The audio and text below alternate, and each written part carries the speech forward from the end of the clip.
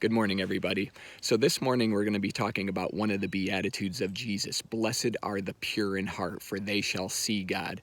And I know I used to look at this like the meaning of it was blessed are the morally upright or the good in heart. And eventually they'll see God. Like if they're good enough or moral enough, he'll appear to them and they'll see him as like an object. And that's not actually the meaning of the Beatitude. And so we'll get to the meaning in a second. But I think that one of the most profound things is the ministry of Jesus in his 40 days of resurrection before ascension. And what I'm starting to realize is that Jesus is not teaching his disciples what to see. He's teaching them how to see. He's giving them a new way of knowing and seeing and interacting with him. You know, to Mary, he says, don't cling to me, for I go to my Father and your Father. I have not yet ascended. He's the strangers on the road to Emmaus. Didn't our hearts burn that inner knowing? And one of my favorites is what he says to Peter, which this interaction I speak to quite often. Peter, do you love me? Yes, I love you, Lord. Feed my sheep. Peter, do you love me? Yes, you know I love you, Lord. Feed my sheep. And so what he was giving Peter a new vision of how to see him and how to love him. It's like, Peter, I know you love me. You know you love me. Take care of my brothers and sisters. Feed my sheep. That if you want to see, or I'm teaching you how to see me, to engage me in your fellow brothers and sisters, to engage me in humanity. And that's actually what the meaning of the Beatitude is. Blessed are the pure in heart, for they shall see God. He's teaching us how to see. When we're in this unitive state, when we see the sacred unity of everything, we start seeing God in everything, in each and every person. There's this universal kind of unitive vision that we start encountering God everywhere in every interaction that we have, in every moment of conversation and interaction with our fellow brothers and sisters. We see God, and that's what the verse is talking about, this seeing with the sacred unity, seeing non-dualistically. Because right now we are trapped. This world is trapped in a state of dualism, right? There's the first and then there's the last. There's winners and there's losers. There's right and there's wrong. There's black and there's white. There's red and there's blue. There's Democrat and there's Republican, or whatever dualisms.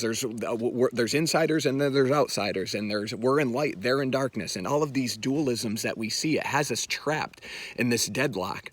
And the pure in heart will see God, and they'll see beyond this dualism, and they'll bring the kingdom of heaven as a third force to create something new. Law of three, I just been reading about a little bit, but that's what the kingdom of heaven is to break free from this dualism that we're trapped in and to see beyond all of these things. And that's what Jesus's ministry, a lot of it was about.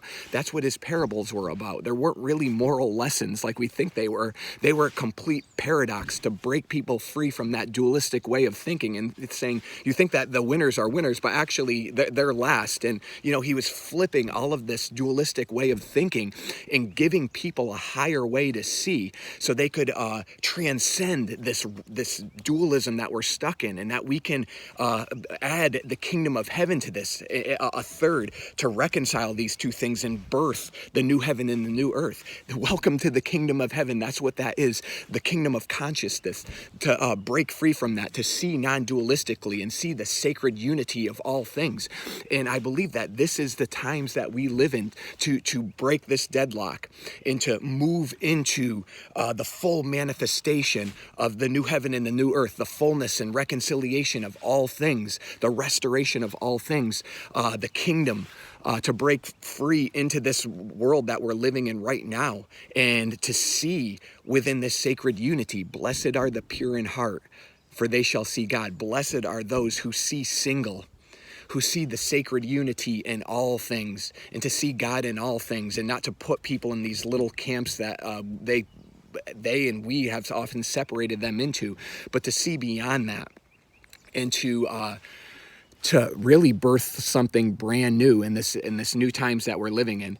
So that was just a little meditation that I have, and that's what Jesus is talking about in this beatitude, is to see the sacred unity in all things, to see him in all things, to see him in all people, no matter where they're at in life, the least of his brethren. Take care of them, feed my sheep, love them, start seeing them in the light of God. Blessed are those unitive ones, those ones who see beyond dualism, for they shall see God. God bless.